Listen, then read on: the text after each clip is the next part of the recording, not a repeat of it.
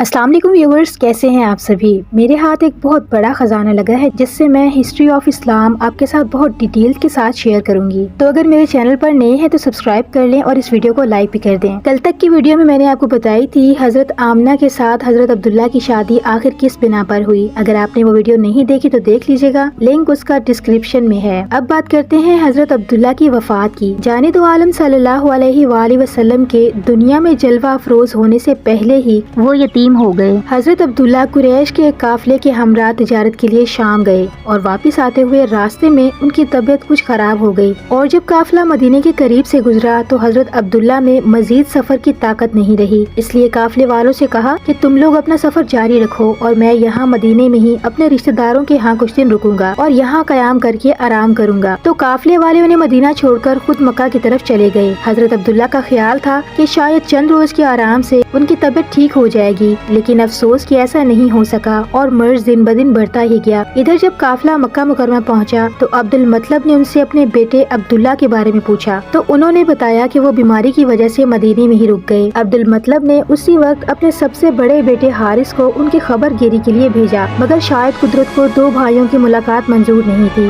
हारिस ऐन उस वक्त पहुँचे जब अब्दुल्ला इस दुनिया से मुँह मोड़ चुके थे। कितनी हसरतनाक थी ये मौत। गरीबुल वतनी में दूर दराज के रिश्तेदारों के यहाँ दमे नजा, न पास माँ थी, न बाप, न भाई, न बहन, न अपनी चहीती बीवी और न ही कोई करीबी रिश्तेदार, और उनकी उम्र थी सिर्फ 18 साल। इस पर सईदा आमना का गम क्या था। जब इस जवान मर्द की अलमनाक वफात की इत्तला मक्का मुकरमा पहुँची तो एक कोहराम मच गया। माँ बाप और बहन भाइयों पर जो गुजरी सो गुजरी, लेकिन सईदा आमना का गम गालिबन सबसे मुख्तलिफ था। जिस औरत की खुशियाँ ऐन आलमे शबाब में लुट गई हों, जो शादी से सिर्फ चंद माह के बाद ही बेवा हो गई हो, जिसे अब्दुल्ला जैसा मिसाली शौहर मिला हो जो सैकड़ों दिलों की धड़कन था, और जब वो दागे मुफारकत दे जाए तो उस पर क्या बीतेगी। जिसे अपने महबूब सरताज का आखिरी दीदार भी नसीब नहीं हो सका, जिसके पेट में परवरिश पाने वाला बच्चा अपनी पैदाइश से पहले ही यतीम हो गया। उस औरत के गम का कौन अंदाजा कर सकता है और इसके दर्द और दुख को कौन जान सकता है। हाँ, जब दिल की आग से अल्फाज का धुआं उठता है तो कुछ कुछ आग की शिद्दत का अंदाजा होता है। सईदा आमना के दर्दनाक अल्फाज सुने और उनके कर्ब को महसूस करें। ये एक मुख्तसर सा मिर्सिया है जिसमें सिर्फ 4 शेर हैं, मगर हक की बात यह है कि सईदा आमना ने अरबी अदब का शहकार तख्लीक किया और मिर्सिया गोई का हक अदा कर दिया। हजरत अब्दुल्ला की वफात से सईदा आमना की निगाहों में जहाँ तारीकी हो गई, उन्हें 400 वीरानियां और बर्बादियां नजर आने लगी और अपने हाशमी जीवन साथी के बिछड़ने से अर्ज़े मक्का आले हाशिम से खाली मालूम होने लगी। तो सईदा आमना इस दर्दनाक लहजे में कहती हैं, वादिये बतहा की तरफ वो जानिबे आले हाशिम से खाली हो गई और मेरा सरताज कफन में लिपटा हुआ लहद में जा लेटा। यानी हजरत अब्दुल्ला की मौत अचानक ही आ गई थी। महीने भर वो बीमार रहे और उसके बाद चल बसे। वो हर लिहाज से बेमिसाल इंसान थे। उनकी रहलत के बाद अब उन जैसा कौन था। सईदा आमना ने इस कैफियत को अरबी के एक शेर में बयान किया जिसका तर्जुमा है,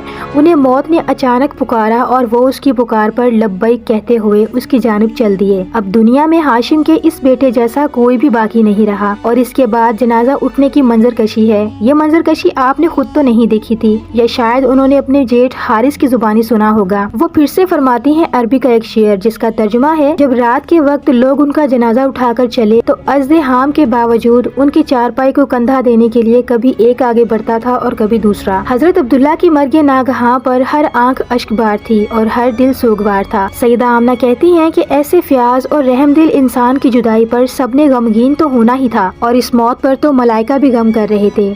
हजरत अब्दुल्ला की वफात का ज्यादा अलमनाक पहलू ये था कि जाने तो आलम सल्लल्लाहु अलैहि वसल्लम अपनी वलादत से पहले ही यतीम हो गए थे, मगर कारकुनाने कज़ा और कुदरत यानी मलाइका तो जानते थे। इसलिए उन्होंने इस गम को शिद्दत से महसूस किया और दरबारे इलाही में अर्ज की, ऐ हमारे अल्लाह और हमारे आका, तेरा नबी तो यतीम ही रह गया, इसकी तरबियत और हिफाजत करने वाला बाप तो पहले ही चल बसा। और दरबारे इलाही से जो जवाब मिला वो अजमत मुस्तफ़ा के नए पहलू को उजागर कर गया। अल्लाह ताला ने जवाब में फरमाया, मैं उसका दोस्त हूँ, मैं उसका निगहबान हूँ, मैं उसका हामी हूँ और मैं ही उसकी तरबियत का जिम्मेदार हूँ, मैं उसका मददगार हूँ और मैं ही उसका राज़िक हूँ। और फरिश्तों, तुम इस पर दरूद पढ़ो और उनके नामे नामी से बरकत हासिल करो। अल्लाहुम्मा सल्ली अला मुहम्मद व आलि मुहम्मद सल्लल्लाहु अलैहि व अला आलिहि व अस्हाबिहि अजमाइन। तो व्यूअर्स, ये था हजरत अब्दुल्ला की अलमनाक वफात का वाक़या। अगर आपको ये इन्फॉर्मेशन अच्छी लगी है तो इस वीडियो को लाइक कर दें और चैनल पर नहीं है तो सब्सक्राइब भी कर दें। मिलती हूँ इंशाल्लाह नेक्स्ट वीडियो में, तब तक के लिए अल्लाह हाफिज।